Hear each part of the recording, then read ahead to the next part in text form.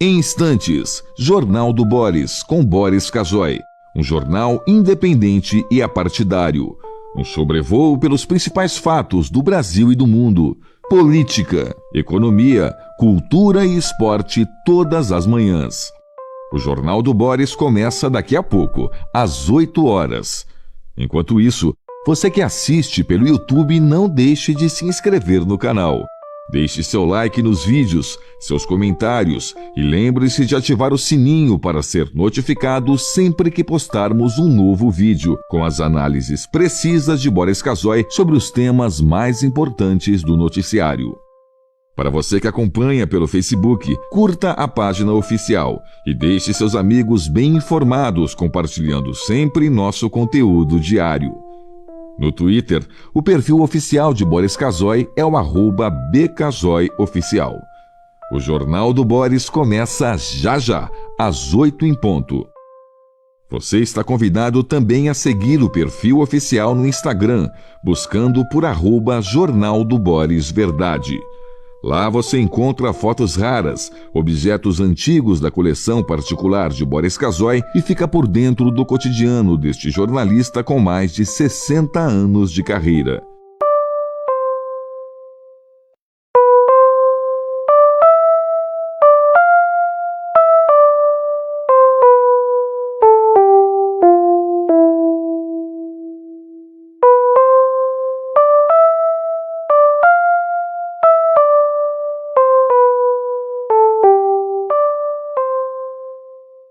Em instantes, Jornal do Boris, com Boris Casoy. Um jornal independente e apartidário. Um sobrevoo pelos principais fatos do Brasil e do mundo. Política, economia, cultura e esporte todas as manhãs. O Jornal do Boris começa daqui a pouco, às 8 horas. Enquanto isso, você que assiste pelo YouTube, não deixe de se inscrever no canal. Deixe seu like nos vídeos, seus comentários e lembre-se de ativar o sininho para ser notificado sempre que postarmos um novo vídeo com as análises precisas de Boris Casoy sobre os temas mais importantes do noticiário. Para você que acompanha pelo Facebook, curta a página oficial e deixe seus amigos bem informados compartilhando sempre nosso conteúdo diário.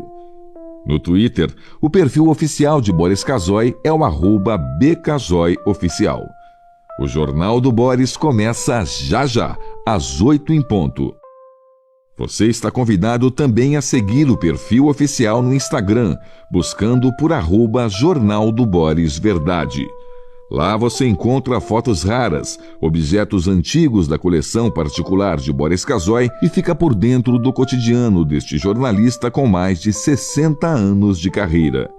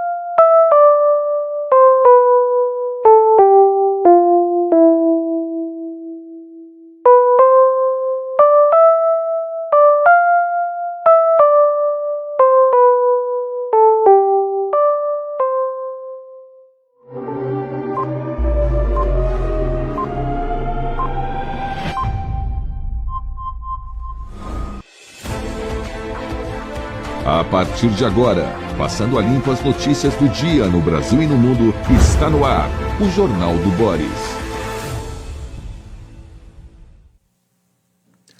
Bom dia, muito bom dia.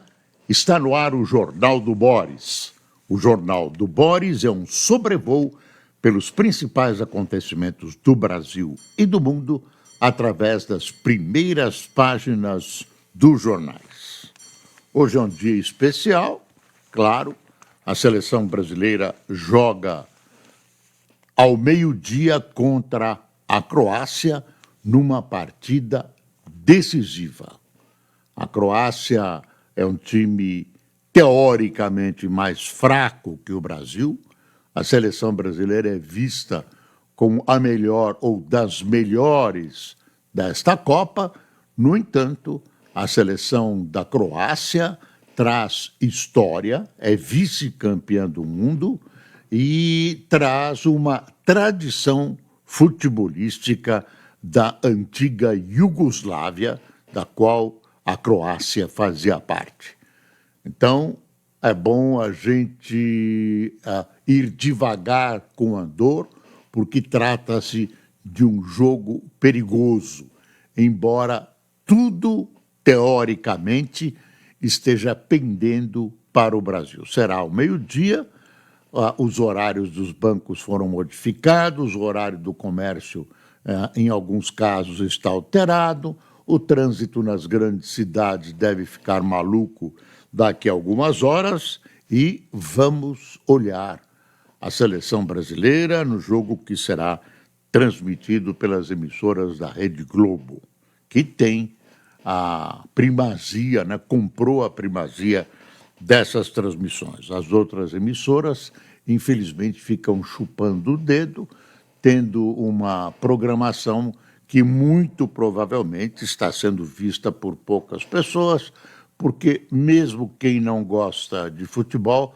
fica concentrado no jogo, apreciando os seus parentes e amigos e participando da farra e do carnaval, que é assistir junto a esse jogo de futebol. Essa é a parte mais divertida da Copa do Mundo, que acaba reunindo as pessoas. Se a Copa do Mundo conseguisse, aqui no Brasil, unir as pessoas que estão separadas por esse ódio político, seria excelente. Eu acredito que em alguns casos, não em todos e não na maioria, isso acontecerá. As pessoas que brigaram por causa de política, dessa divisão, dessa polarização que existe no Brasil, têm uma excelente oportunidade para se reconciliar com uma cervejinha colocada no centro da mesa, no centro da sala, onde vão assistir juntos a esse jogo. Falando em política, briga política, o Estadão diz o seguinte: Lula anuncia ministros em busca de acerto com militares e a Câmara. O que é esse acerto com militares? Bom, hoje, eu não sei a hora, pelo menos não tinha sido anunciado até agora há pouco, ele deve anunciar alguns ministros, pelo menos o que chamam de ministros da casa. São indicações pessoais dele, não vinculadas, não são indicações dos partidos que formam o leque de apoio a Lula. Então, os militares. Existe um grupo de militares que não gosta do Lula. Tem uma visão de que Lula é um esquerdista, que eles chamam de comunista. Na verdade, ele não tem nada de comunista, mas é a visão deles, é a maneira de traçar, de colocar uma régua em todos os conceitos que esses determinados grupos emitem. E eles dizem que não bater continência para um notório ladrão que foi condenado pela justiça. Então, se criou, e também existe essa coisa, essa divisão, bolsonarismo, lulismo e tudo. Ele aparentemente acertou ter indicado o ex-deputado José Múcio Monteiro, que é um homem calmo, um homem cordato, tem bom trânsito em todas as áreas, foi ministro do TCU, que é um conciliador. Indicou, e agora ele bateu o martelo, acho que ontem, com o Lula, sobre a indicação dos chefes das três forças. Então, se escolheu um critério, acho que é um critério válido, que deve ser bem aceito pelos militares, é evidente. Claro que os militares têm que bater continência para o presidente da República, que é o chefe, né, o comandante dos exércitos, né, das forças, da Força Aérea, do Exército e da Marinha. Mas a prudência manda que as coisas sejam feitas com o devido cuidado, não ferir melindres é muito melhor. Então, vão ser escolhidos 3 chefes, os mais antigos. Esse foi o critério, os mais antigos. E aí não tem reclamação. É uma hierarquia que os militares gostam e respeitam. Os mais antigos serão os que presidirão as Forças Armadas no Brasil. E no rodízio, no Estado-Maior, tem um rodízio, será mantido o rodízio, e dessa vez irá para chefiar o Estado-Maior um representante da Marinha. Bom, um outro ministro importantíssimo, além do Múcio, será o ministro da Fazenda, que não é segredo de Polichinelo, ele se reuniu já com o atual ministro, Fernando Haddad.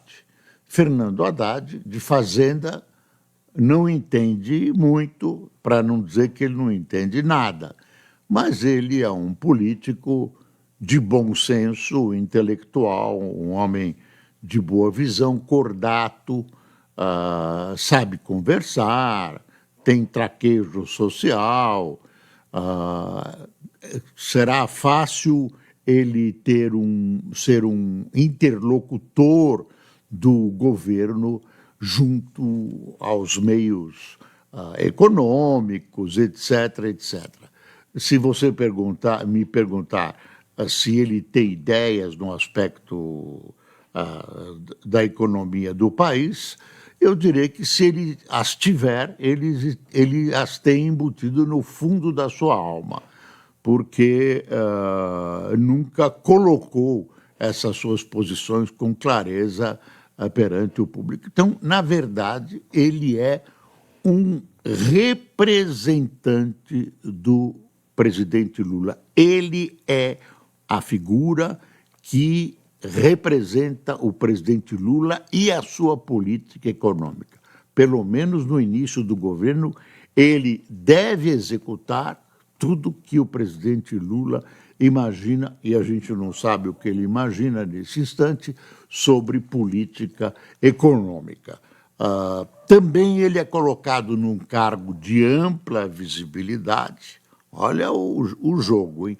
Um local de ampla visibilidade, se ele tiver sucesso, com a visibilidade que ele vai ter como ministro da Fazenda, é um provável sucessor na presidência da República do presidente eleito. E é um homem que tem capacidade.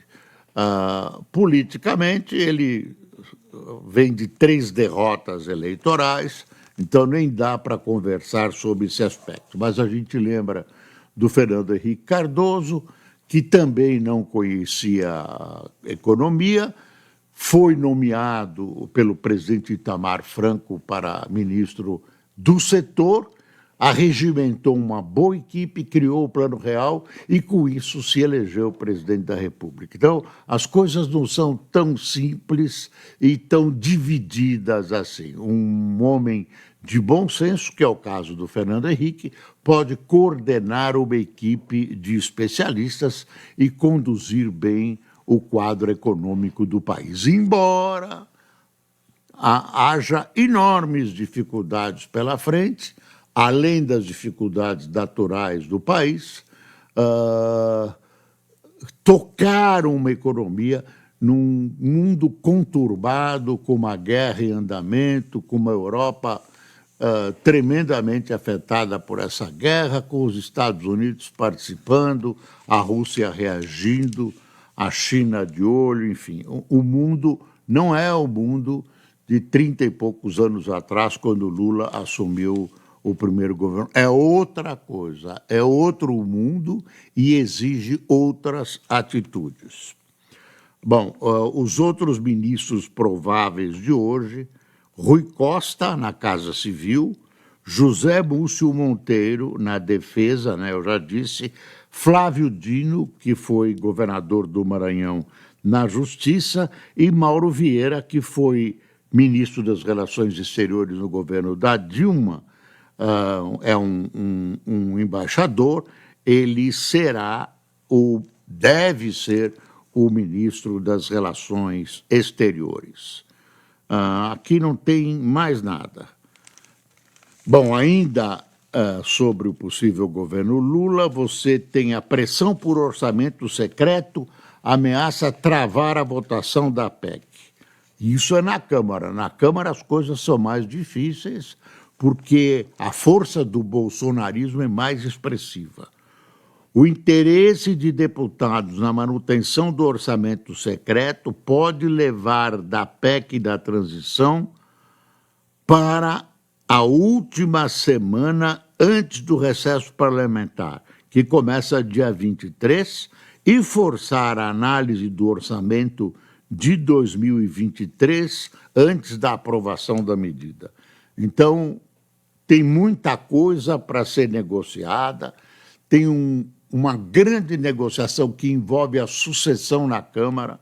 Arthur Lira não abre mão de ser presidente e não abre mão desse terrível orçamento secreto, que está sob o crivo do STF, que também vai tomar uma decisão e que poderá ser uma decisão contrária aos interesses da grande maioria dos deputados, que quer esse orçamento secreto para continuar beneficiando as suas áreas eleitorais e alguns dos seus interesses, inclusive os escusos, especialmente os escusos. Aqui tem uma informação nova: presidente do Peru usa trégua do Congresso para formar gabinete. Avesso à nova eleição, Legislativo apoia Dina Boluarte, vice do deposto Pedro Castilho. Esse Pedro Castilho foi eleito pela esquerda por um partido marxista.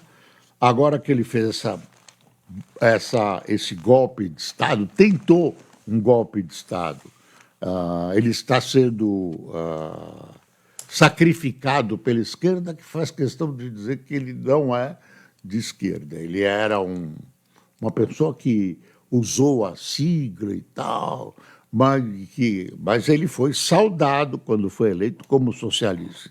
Tem até uma declaração do Lula que eu anotei aqui quando ele foi eleito. O partido, né, que foi o condutor, né, onde ele foi conduzido à presidência, chama Peru Livre, que é um partido notoriamente marxista. Aqui está a frase do Lula, abre aspas: o resultado das urnas peruanas é simbólico e representa mais um avanço na luta popular em nossa querida América Latina. Isso foi a declaração do Lula. Agora está todo mundo tentando afastar o Lula do Castilho, e as pessoas estão dizendo: não é bem assim, ele é conservador nos costumes e tudo isso. Tem um editorial no Estadão sobre essa questão do Peru, e aí a linha fina, né, a definição, o editorial chama-se O que a crise peruana ensina. A enésima troca turbulenta de comando no Peru mostra o que acontece com o sistema político de um país quando a luta anticorrupção canaliza todas as frustrações nacionais. E vai aí por diante. Deixa eu ver. Lula antecipa ministros, nós já dissemos.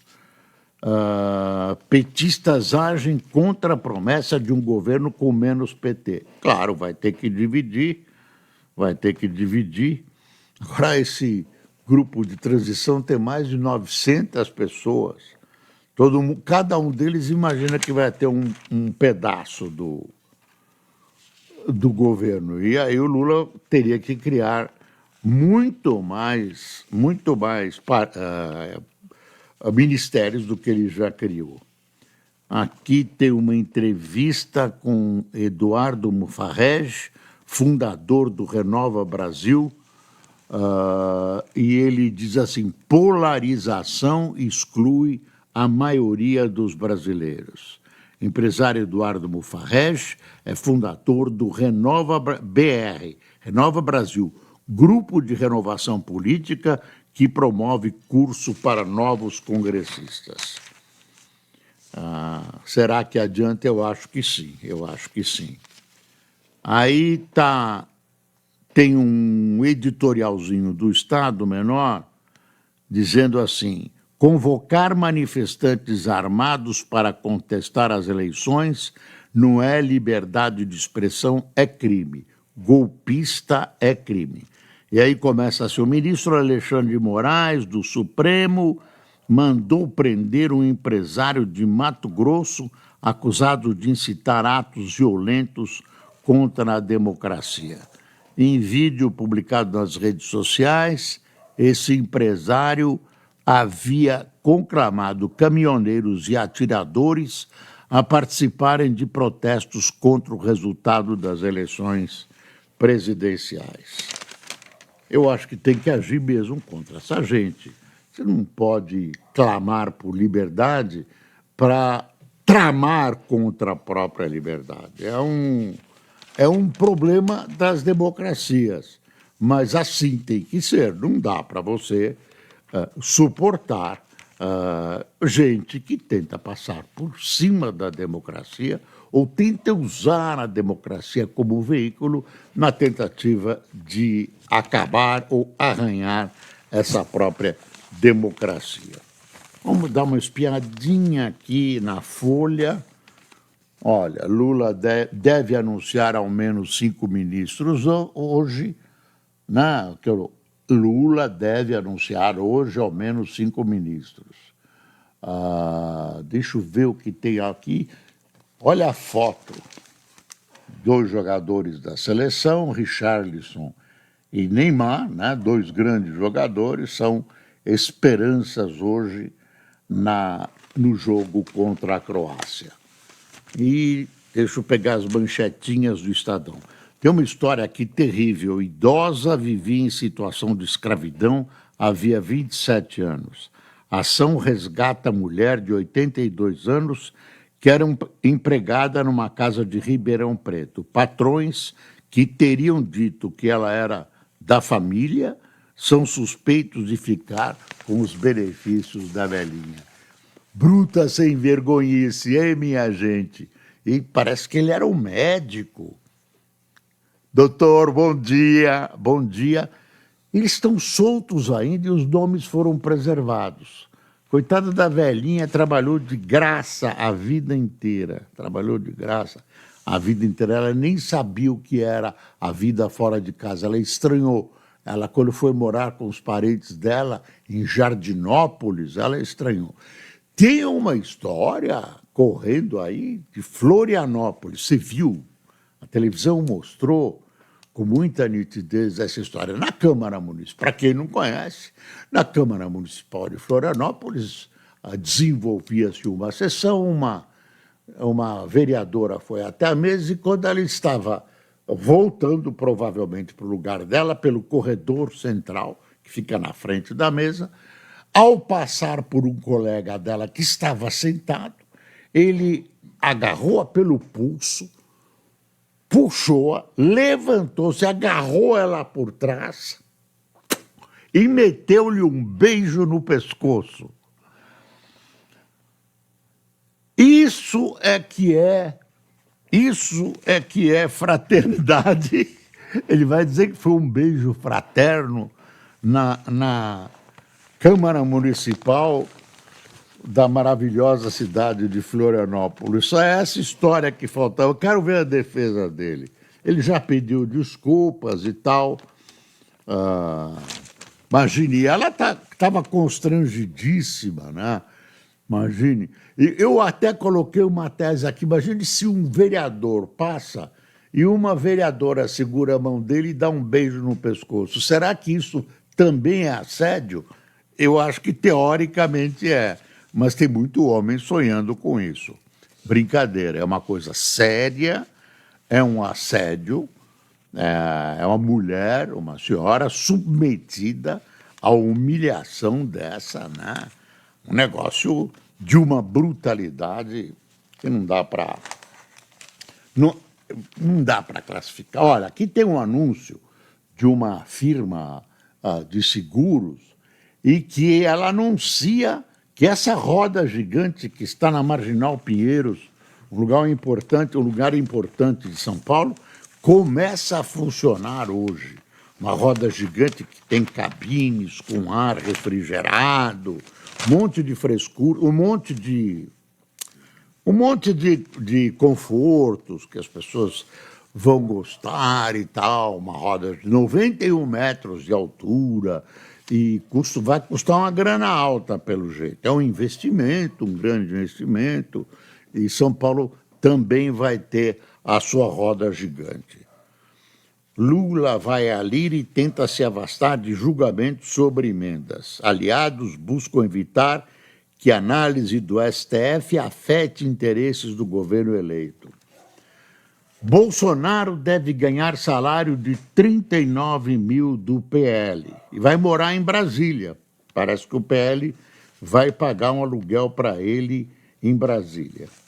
Presidente vai a evento de militares da Força Aérea em São Paulo e houve gritos de mito, mas não falou. Ele conversou um pouquinho, mas não falou. Ele mantém aquele mutismo pós-eleitoral. Moraes mandou prender empresário após pedido da segurança de Lula. Magistrado que fiscaliza cartórios vende imóvel a sindicato do setor. O desembargador Marcelo Martins Berti, do TJ de São Paulo, vendeu um imóvel para o Sinoreg, Sindicato dos Notários e Registradores do Estado de São Paulo, pouco após presidir um concurso público para selecionar titulares de cartórios responsáveis por administrá-los. Tá fedendo, ilustre ministro. Traidor para radicais, Tarcísio é defendido por bolsonaristas. E acabou dizendo que não era bolsonarista de raiz, não sei o que, ele quer se distanciar um pouco.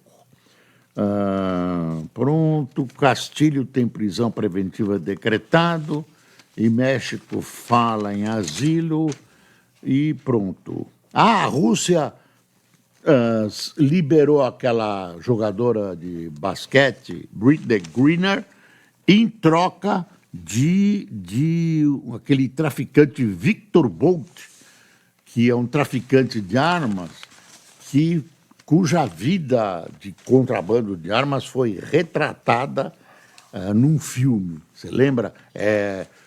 O Senhor das Armas, muito interessante. Está aqui o valor. Congresso articula elevar os próprios salários. Você acredita em benefícios? Você acredita? Deve ser brincadeira da revista Valor, deve ser um 1º de abril fora de época. Não dá para acreditar.